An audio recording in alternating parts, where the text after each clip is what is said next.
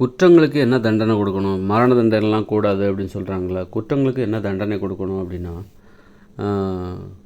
ஒரு குற்றம் நமக்கு நடந்தால் என்ன, நமக்கு எப்படி இருக்கும்?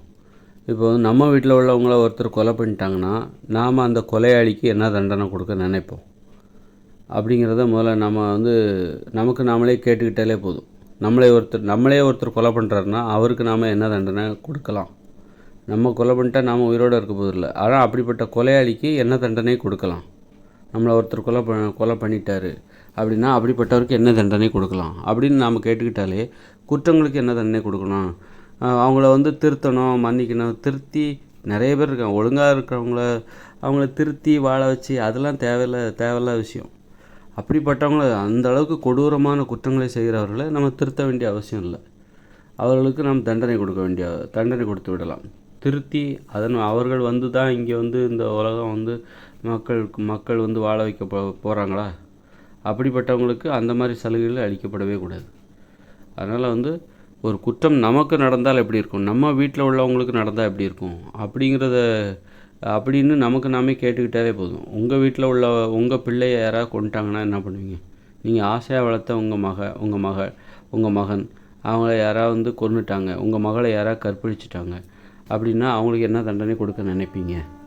அப்படின்னு சொல்லிட்டு ஒரு குற்றங்கள் நமக்கு நடந்தால் என்ன நடக்கும், என்ன பண்ணுவோம்? அவங்கள வந்து மன்னிக்கணும், அவங்கள வந்து மன்னிச்சு விட்டுறணும்.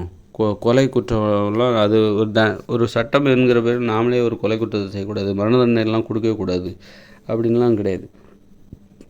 அந்த அளவுக்கு அவங்க ஒரு குற்றம் செய்கிறாங்கன்னா அந்த தண்டனை கொடுக்கறத அவங்களுக்கு கொடுத்தான் தீரணும். மரண தண்டனை கொடுக்குற அளவுக்கு ஒரு குற்றத்தை செய்கிறாங்க, மன்னிக்க முடியாத குற்றங்களுக்கு தான் மரண தண்டனை. எல்லா குற்றத்தையும் மன்னிச்சிட முடியாது, மன்னிக்கவே முடியாத குற்றங்கள்லாம் இருக்குது, அதுக்கு தான் மரண தண்டனை.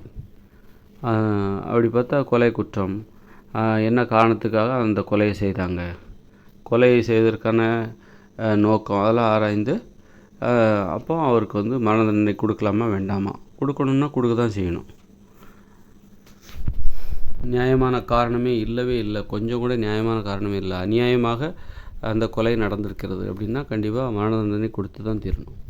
ஆக மரண தண்டனை வேண்டும் என்பதுதான் எனது நிலைப்பாடு. இயற்கையோடு இணைந்த மனித வாழ்க்கையில் குற்றங்கள் நடைபெறுமா என்றால் குற்றங்கள் நடைபெறாது, அது என்பது தான் உண்மை. எப்படி நடைபெறாதுன்னு நான் சொல்கிறேன் அப்படின்னா, முதல்ல அவங்க ரொம்ப கருணை மிகுந்தவர்கள், இரக்கம் மிகுந்தவர்கள். அதே நேரத்தில் அவங்களுக்குள்ள பாதுகாப்புன்னு வரும்போது அவங்க வந்து அதில் அவங்களுக்குள்ளே இருக்கிற ஒரு கொடூரமான ஒரு பண்பு வெளியே வரதான் செய்யும். பாதுகாப்புன்னா அவங்களுக்கு எங்கே பாதுகாப்பின்மை ஏற்படும் அப்படின்னா, அவங்களுக்கு இந்த பிற உயிரினங்கள் மிருகங்களிடமிருந்து தான். ஒரு சிங்கம், புலி, கரடி அது தாக்க வரும்போது அதை வந்து அவர்கள் கொன்று விடுவார்கள். அதற்கெல்லாம் அந்த அளவுக்கு அவங்ககிட்ட ஒரு குணம் இருக்க தான் செய்யுது. இருந்தாலும் அவர்கள் அதை வந்து அதுக்கு வேலை இல்லாத போது அது அங்கே உள்ளுக்குள்ளே தான் இருக்கும், அவங்க மனசுக்குள்ளே தான் இருக்கும். மற்றபடி அன்பு பாசம் மிகுந்தவர்கள் அவர்கள். அதனால தான் அவங்க வந்து மாமிசத்தை உணவாக உண்ண மாட்டார்கள், மாமிசத்திற்காக பிற உயிர்களை கொல்லவே மாட்டார்கள். பாதுகாப்பிற்காக மட்டும்தான், தங்களுக்கு அச்சுறுத்தலாக விளங்கும் உயிரினங்களை பாதுகாப்பை காரணமாக கூறிதான் கொல்வார்களே தவிர உணவிற்காக எந்த ஒரு உயிரினத்தையும் கொல்ல மாட்டாங்க. தாவரம்தான் மனித உயிர்களின் உணவு. அப்படி வாழ்கிற அவர்கள் அந்த அளவுக்கு ஒரு கொள்கையோடு வாழ்கிறவங்க. அவங்க குற்றங்கள் செய்ய வேண்டிய அவசியமே இல்லை. என்ன காரணத்துக்காக அவங்க குற்றம் செய்யணும்? அவங்க நிலத்தகராறு எதுவும் வரப்போகிறதில்ல. நிலம் வந்து ஊர் நிர்வாகமே கொடுத்துருது, அது போதுங்கிற அளவுக்கு கொடுத்துருது. 2 ஏக்கர் ஒவ்வொருத்தருக்கும் 2 ஏக்கர் கொடுத்துருது. அப்புறம் வந்து காதலிப்பதற்கு எந்த தடையும் கிடையாது, விருப்பப்பட்டவங்களே அவங்க திருமணம் செஞ்சுக்கலாம். அப்போ சில கட்டுப்பாடுகள் இருக்குது, அதற்கு அவங்க மரியாதை செய்யணும். பிரிவதற்கு எந்த தடையும் இல்லை. 8 வயசுக்கு உட்பட்டு குழந்தைகள் இல்லையா, நீ உனது மனைவியை பிரிவதற்கு எந்த தடையும் இல்லை, உனது கணவனை பிரிவதற்கு நீ எந்த தடையும் இல்லை. 8 வயசுக்குள்ளே குழந்தை இருந்துச்சுன்னா மட்டும்தான் நீ அந்த குழந்தைக்கு 8 வயசு ஆகிற வரைக்கும் நீ பிரியக்கூடாது. மற்றபடி இது வந்து அங்கே உள்ள வாழ்க்கை முறை. அப்படி இருக்கும்போது பிரிவதற்கு எந்த தடையும் இல்லை. திருமண உறவில் பிரியறதுக்கு வாய்ப்பே இல்லாத போது கூட கொலைகள் நடைபெறும். நீங்கள் பிரியவே கூடாது, சேர்ந்து தான் வாழ்ந்தாகணும், பிடிக்கலைன்னா கூட நீங்கள் சேர்ந்து தான் வாழணும். அப்படிங்கும்போது அங்கே வன்முறை அதிகமாகி கொலைகள் நடைபெறதுக்கு அங்கே வாய்ப்பே இல்லை, குற்றங்கள் நடைபெற வாய்ப்பே இல்லை. ஏன்னா பணம் என்னும் நடைமுறையே அங்கே கிடையாது. தங்க நகை, பணம், வியாபாரம், விற்பனை, பேங்கு, சேமிப்பு அப்படிங்கிற நடைமுறை அங்கே கிடையாது. அங்கே வந்து உணவு உற்பத்தி செய்கிறாங்க, அப்புறம் அதை பகிர்ந்து உண்றாங்க, அவ்வளோதான். பண்டமாற்று முறை கூட அங்கே கிடையாது. அப்போ பணம் என்கிற நடைமுறை தான் இங்கே குற்றங்கள் அதிகமாக உருவாவதற்கு காரணம். இன்னொன்று அடிமைத்தனம் என்பதும் கிடையாது. அவங்கவுங்க நிலத்தில் அவங்கவுங்க உழைக்கிறாங்க, அவங்கவுங்களுக்காக உழைக்கிறாங்க, அவங்கவுங்களுக்காக உற்பத்தி செய்யப்பட்ட உணவை பகிர்ந்து உண்ணுகிறார்கள். இப்படி ஒரு வாழ்க்கை முறை தான் அவங்க வாழ்ந்துட்டுருக்காங்க. குற்றங்கள் நடைபெறுவதற்கு அங்கே வாய்ப்பே இல்லை. அந்த அளவுக்கு உடல் உழைப்பு, மகிழ்ச்சியாக வாழுதல், விளையாட்டு, ஆடல், பாடல் அப்படின்னு சொல்லிட்டு ஒரு வாழ்க்கை முறை. ஒவ்வொரு கூட்டு குடும்பமும் ஒரு சதுர ஏக்கர் பரப்பளவில் அது அமைந்திருக்கும். ஒவ்வொரு கூட்டு குடும்பத்திற்கும் 16 பேர் இருப்பாங்க. அந்த 16 பேருக்கு ஒரு சதுர ஏக்கர் பரப்பளவு குடியிருப்பதற்கு ஒதுக்கப்படும். அப்புறம் விளைநிலம், 8 வயசுக்கு மேலே உள்ள ஒவ்வொருத்தருக்கும் விளைநிலம், பிறக்கின்ற ஒவ்வொருத்தருக்குமே ஒரு விளைநிலம் அங்கே கொடுக்கப்பட்டு விடும், 2 ஏக்கர். இவ்வளோ வசதிகள். அப்புறம் பதவிகள், ஒரு ஊர் தலைவராக இருப்பது. பெண்களுக்கு தான் தலைமை ஆட்சி பணி. அப்போ அவங்களுக்கு ஆட்சி பணி அவங்கள தேடி வந்துடும். சுழற்சி முறை. நீ பிறந்துட்டாலே போதும், சாகிற வரைக்கும் சுழற்சி முறையில் உனக்கான உனது ஊரை நீ ஆட்சி செய்வதற்கான அந்த தலைமை பதவி உன்னை தேடி வரும். அதேமாதிரி ஆண்களுக்கு அந்த தலைமை பதவியில் இருக்கின்ற பெண்களுக்கு உதவியாக இருக்கின்ற அந்த பதவி, பொறுப்பு, காவல் பதவி, அதுவும் அவங்களுக்கு தேவைப்படும். நீ பிறந்துட்டாலே உன் ஊருக்கு நீ தலைவராக, காவலர், தலைமை பதவிக்கு உதவியாக இருப்பதற்கான, காவலனாக பணி செய்வதற்கான அந்த பொறுப்பு உன்னை தேடி வந்தடையும். ஆக மரியாதைங்கிறதும் அங்கே இயல்பாகவே கிடச்சிருது. யாருக்கும் அதிகமான நிலம் கிடையாது, குறைவான நிலம், ஏற்றத்தாழ்வே கிடையாது. அங்கே எல்லாத்துக்கும் ஒரே மாதிரியான குடியிருப்பு நிலம், ஒரே மாதிரியான விவசாயம் செய்வதற்கான இடம், எல்லாத்துக்குமே அங்கே அதிகாரம் கொடுக்கப்படுகிறது. ஆட்சி செய்வதற்கான அதிகாரம், ஆட்சிக்கு உதவியாக காவலனாக இருக்கின்ற அதிகாரம் ஆண்களுக்கு கிடைக்குது. இப்படி அப்புறம் திருமண உறவில், ஆண் பெண் உறவில் நீ கண்டிப்பாக திருமணம் செஞ்சாகணும். அதே நேரத்தில் பிரிய விரும்பினா பிரியலாம். 8 வயசுக்கு உட்பட்டு குழந்தைகள் இல்லைன்னா நீ தாராளமாக உடனடியாக பிரியலாம். இதுக்காக நீ போய் யாருக்கிட்டையுமே நிரூபிக்கணும் எனக்கு பிடிக்கல அப்படின்னு சொல்லிட்டு உனக்கு பிரியணும்னு விருப்பப்பட்டாலே நீ பிரிஞ்சிடலாம். ஆனால் அடுத்து ஒரு 3 மாதத்தில் நீ இன்னொரு திருமணம் செஞ்சாகணும். இன்னொரு பெண்ணை காதலித்தாக வேண்டும். அப்புறம் ஒரு 3 மாதத்தில் இன்னொரு திருமணம் செஞ்சாகணும். தனியாகவும் இருக்க முடியாது.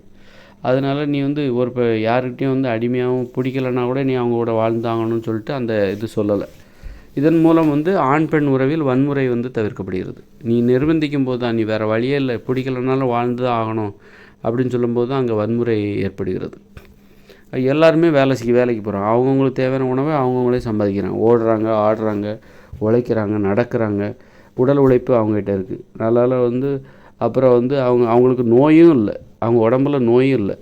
குற்றங்கள் நடைபெறுவதற்கு இந்த நோய்களும் ஒரு காரணமாக இருக்குது. அன்பு இல்லாத அந்த மனசு, அதுதான் அந்த குற்றங்கள் நடைபெறுவதற்கு காரணம். அது ஒரு நோய் தான்.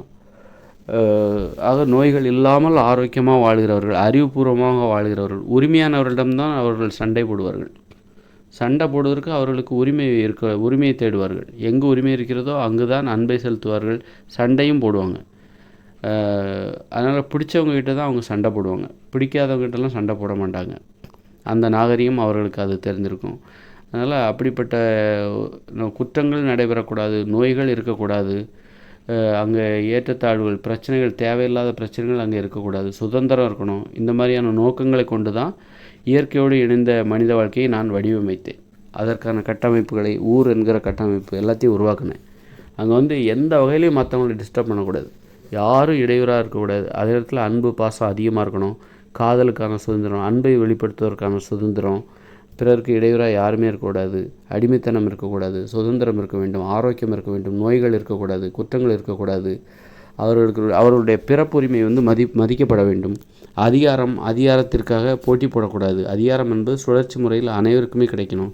இப்படி அப்புறம் உடல் ஆரோக்கியமாக இருப்பதற்கான விளையாடணும், தினமும் விளையாடணும், கலைப்படைப்பு திறனை வெளிப்படுத்த வேண்டும், காதல் பூங்கா, இப்படி அனைத்து உரிமைகளையும் உள்ளடக்கி தான் அந்த இயற்கையோடு இணைந்த மனித வாழ்க்கையை நான் வடிவமைத்தேன். அதற்கான ஊரை கண்டுபிடித்தேன், ஒரு உலகத்தை நான் கண்டுபிடித்தேன். அதனால் அங்கே குற்றங்கள், நோய்கள் நடைபெறாது என்பதை என்னால் உறுதியாக சொல்ல முடியும்.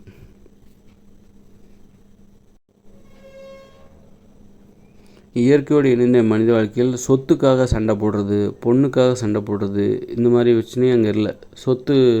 சொத்துக்காக சண்டை போடுறது, ஏன்னா பணம் அப்படிங்கிற திருடுற வேலையே அங்கே நடக்காது. ஏன்னா பணம் என்கிற நடைமுறையே அங்கே கிடையாது. தங்க நகைக்கு மதிப்பு கிடையாது, பணத்துக்கு மதிப்பு கிடையாது, பணமும் அங்கே இருக்காது. அங்கே பள்ளிக்கூடங்கள் இல்லை, கல்லூரிகள் இல்லை. அதனால் தொழிற்சாலைகள் இல்லை. 3 மணி நேரம் தான் தினமும் தொழில் செய்யணும். 8 மணி நேரம் தொழில் செஞ்சு அடிமைப்படுத்தி மன அழுத்தம் ஏற்படவே அங்கே வாய்ப்பே இல்லை. மன அழுத்தமே ஏற்படாது. எல்லா தினங்களும் விடுமுறை தினங்கள் போல தான் இருக்கும். அவ்வளோ மகிழ்ச்சியாக வாழ்வார்கள். திட்டமிட்டு பிறருக்கு இடையூறு செய்யாமல் ஒரு முறைப்படுத்தப்பட்ட வாழ்க்கை முறை. மகிழ்ச்சியாக வாழ்வதை ஒரு முறைப்படுத்தி வாழ்கிறாங்க அவங்க. அப்படிப்பட்ட வாழ்க்கையிலிருந்து குற்றங்கள் நடைபெற வாய்ப்பே இல்லை. அவங்களுக்கு நோயும் ஏற்படாது.